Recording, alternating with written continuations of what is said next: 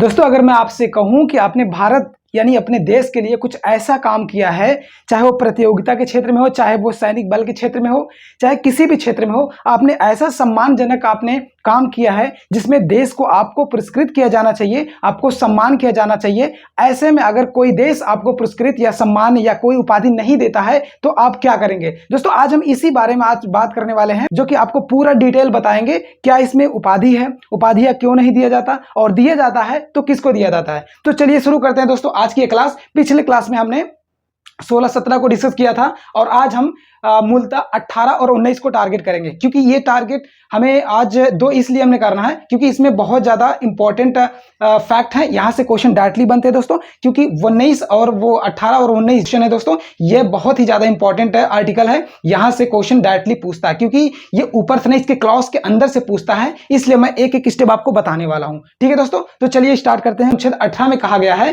कि उपाधियों का अंत, यानी अनुच्छेद 18 बताता है कि उपाधियों का अंत। ठीक है, अगर क्वेश्चन बनता है कि अनुच्छेद 18 किससे रिलेटेड है तो आप कह देंगे उपाधियों से रिलेटेड है या उपाधियों के समाप्ति से रिलेटेड है। ठीक है दोस्तों, तो चलिए स्टार्ट करते हैं आगे।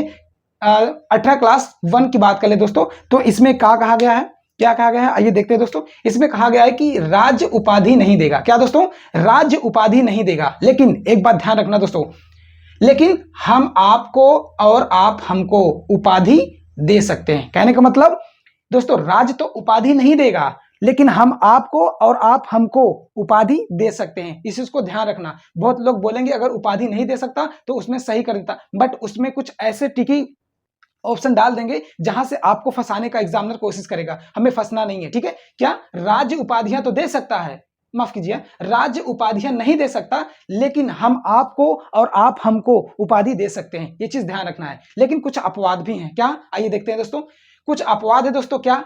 सेना के क्षेत्र में, ठीक है, सेना के क्षेत्र में या शिक्षा के क्षेत्र में। क्या दोस्तों? सेना के क्षेत्र में या शिक्षा के क्षेत्र में उपाधि दी जा सकती है। जी हाँ, बिल्कुल दी जा सकती है। क्या दोस्तों? दिया जा सकता है। ये बात याद रखना है। राज्य उपाधि नहीं देगा, लेकिन हम आपको, आप हमको उपाधि दे सकते हैं।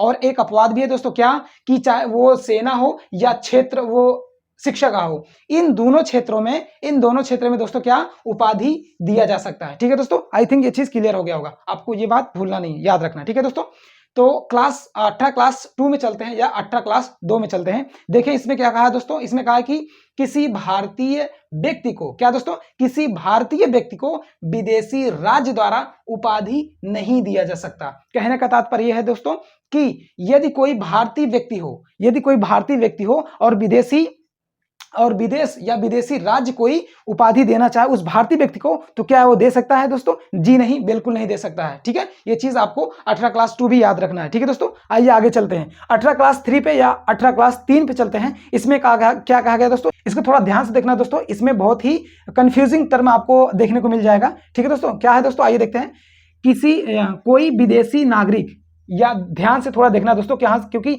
ये जो क्लास 3 और क्लास 4 जो है, ये थोड़ा सा बहुत कंफ्यूजिंग क्वेश्चन है। ठीक है, बहुत ही कंफ्यूजिंग फैक्ट है, इसको थोड़ा सा गहराई से देखना पड़ेगा। ठीक है दोस्तों, मैं पूरी प्रयास कर रहा हूं आपको समझाने की। ठीक है, अपनी भाषा में।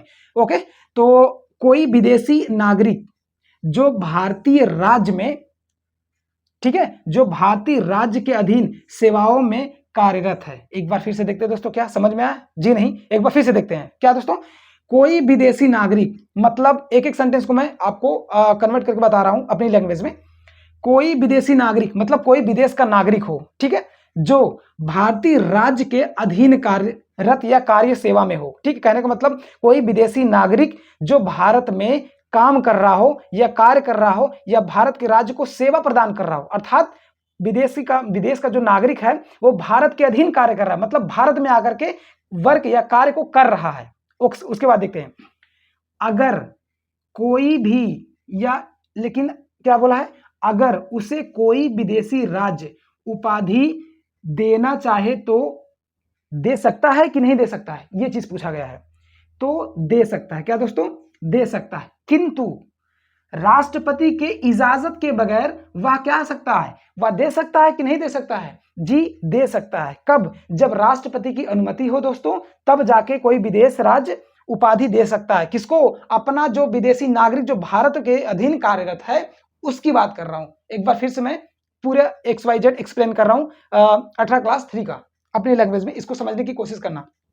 कह रहा है दोस्तों कि अगर कोई विदेशी नागरिक मतलब विदेश का कोई नागरिक हो और वो भारत में कार्य कर रहा हो तो विदेशी राज्य उस अपने व्यक्ति को उपाधि दे सकता है कि नहीं दे सकता है?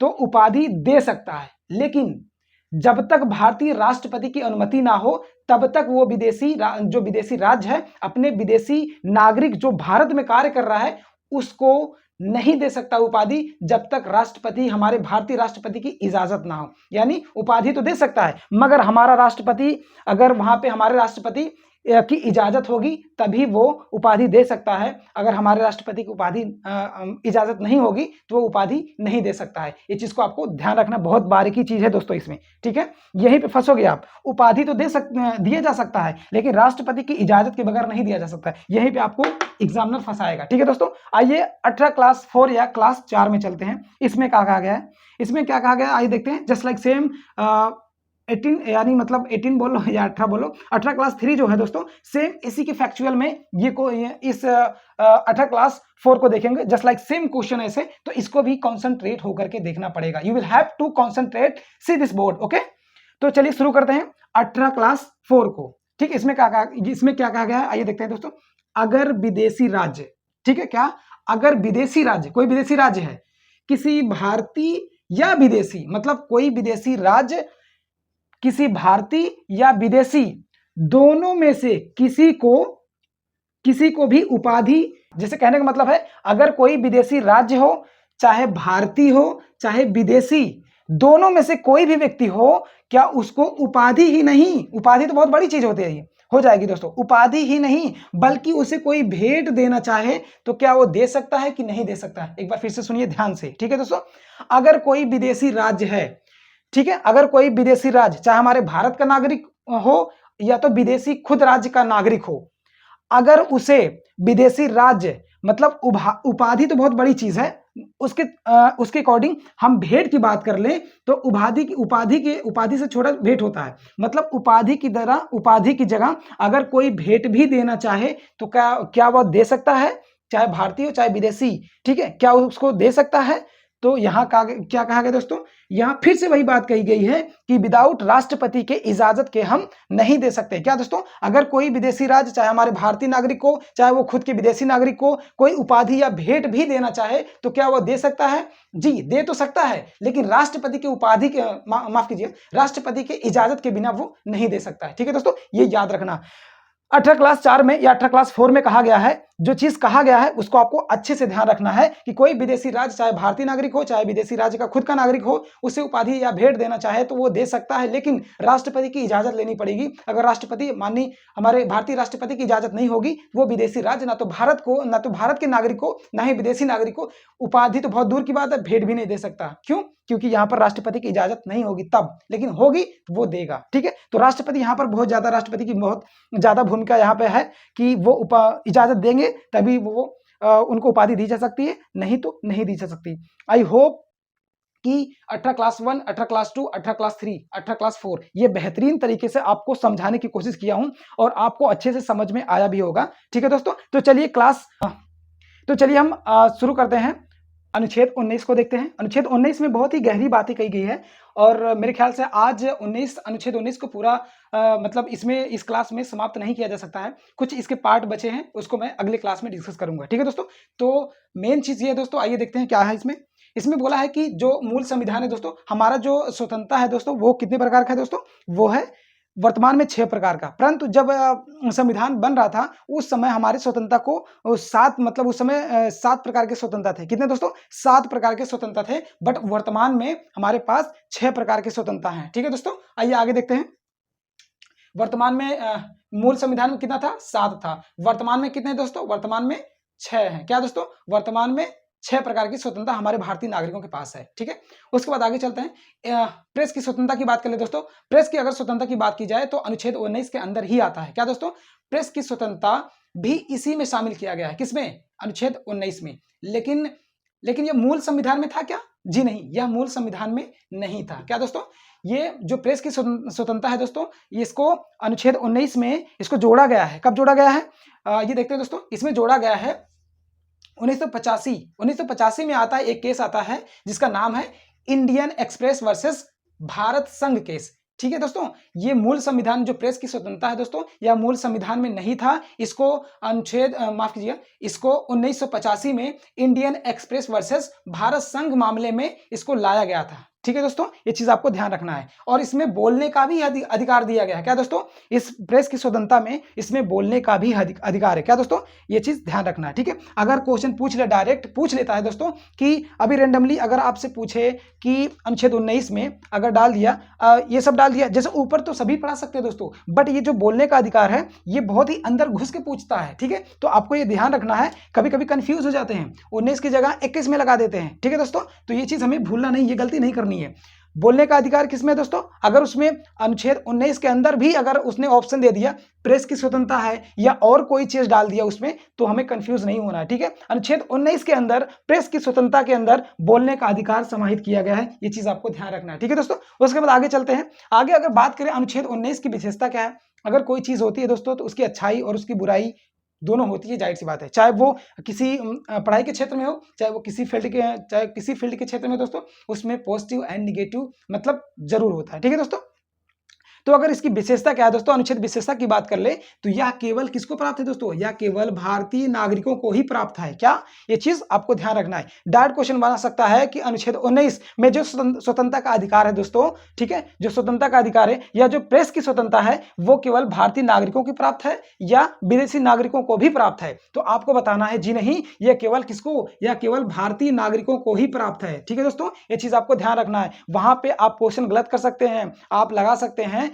कि भारतीय एवं विदेशी दोनों को प्राप्त है, बट ये हमें नहीं करना है। हमें करना है क्या कि ऑप्शन अगर आपके सामने ऑप्शन है केवल भारतीय, केवल विदेशी या भारतीय विदेशी दोनों, ऐसे ही ना ऑप्शन देता है क्वेश्चन, ठीक है, तो आपको ध्यान रखना है कि केवल भारतीय नागरिकों को ही प्राप्त है क्या, प्रेस की स्वतंत्रता। ठीक है, ये चीज आपको ध्यान रखना है। तो आज हमने डिस्कस किया अनुच्छेद 18 को, अनुच्छेद 19 को। आई होप जितना मैंने आज डिस्कस किया वो आपको समझ में आया होगा, और मैंने एक एक छोटी छोटी पॉइंट को भी आपके सामने समझाने की कोशिश की है। और एक बार नहीं, बल्कि अगर एक बार समझ में नहीं आया तो मैं उसको बार बार रिपीट करके मैंने पढ़ाया है, और एक एक स्टेप उसमें एक एक बारीकी आपके सामने रखी है, ताकि आप क्वेश्चन गलत ना कर सके। इसलिए मैं आपको बार बार मैं आश्वासन देता हूं दोस्तों कि मैं जितना आपको पढ़ा रहा हूं आपने उतना फॉलो कर लिया। पॉलिटी से कोई भी क्वेश्चन आएगा दोस्तों गलत नहीं होगा, चाहे वो वनडे का एग्जाम हो, चाहे पीसीएस लेवल का एग्जाम हो, जिसमें पॉलिटी सब्जेक्ट है, उसमें अगर क्वेश्चन आया पॉलिटी का, चाहे 10 क्वेश्चन आए, चाहे 15 क्वेश्चन आए, तो उसमें आप अगर 15 क्वेश्चन आता है तो उसमें कम से कम 12 क्वेश्चन तो आप डायरेक्टली आप मेरे क्लास से ही मैच कर सकते हैं। ना हो तो मैं आपको, अगर कोई एग्जाम, आगामी एग्जाम कोई होता है जिसमें पॉलिटी का क्वेश्चन आता है दोस्तों, तो मैं आपको प्रूफ भी देने के लिए तैयार हूं। इसलिए मैं आप पे जोर देता हूं कि जितना मैं पढ़ा रहा हूं प्लीज उसको फॉलो करिए, और क्लास को बीच में छोड़कर मत जाया करिए दोस्तों, क्योंकि जब तक आप पूरा देखेंगे नहीं तब तक आप कंफ्यूज रहेंगे। इसलिए वीडियो को पूरा देखा करिए, और इस सीरीज को, मेरी माने तो इस सीरीज को ही पूरा देख लें, ताकि आपका जो भी पॉलिटी का कंफ्यूजिंग हो वो चीजें आपको दूर हो जाए। तो मैं पूरी एक एक चीज समझाने की कोशिश कर रहा हूं। रेंडमली ये तो अनुच्छेद हर कोई पढ़ा देता है कि 19 में क्या है, 20 में क्या है, 21 में क्या है, 18 में क्या है, 16 में क्या है, ये रेंडमली सबको सभी पढ़ा देते हैं। बट मैं वो चीज डिस्कस कर रहा हूं जो डिस्कस लोग करते नहीं। उसकी क्लॉज की बात कर ले, जो अंदर घुस के पूछता है क्वेश्चन। आजकल एग्जामिनर बहुत ज्यादा टिपिकल हो गया है दोस्तों, क्वेश्चन बहुत ही गहराई से बना रहा है, तो इसे हमें समझना पड़ेगा। वो ऊपर वाला जो पूछने का उसका तरीका था एग्जामिनर का, वो अब जा चुका है। अब कंपटीशन के इस दौर में क्वेश्चन को बहुत डीपली पूछ रहा है, इसलिए हमें फैक्चुअल प्लस कंसेप्चुअल दोनों लेकर के चलना है। ठीक है, तो दोस्तों आज हमने बहुत ही बेहतरीन तरीके से समझाने की कोशिश की। कल हम डिस्कस करेंगे अनुच्छेद 19, अभी खत्म नहीं है दोस्तों, ये बात ध्यान रखना। 19 खत्म नहीं हुआ, 19 को हम कल डिस्कस करेंगे। अगर 19 अच्छे से डिस्कस हो जाता, कंफर्म हो जाता, पूरा 19 खत्म हो जाता है, तो हम कल 20 में भी, क्या मतलब 20 में भी एंट्री कर देंगे, अनुच्छेद 19 और 20।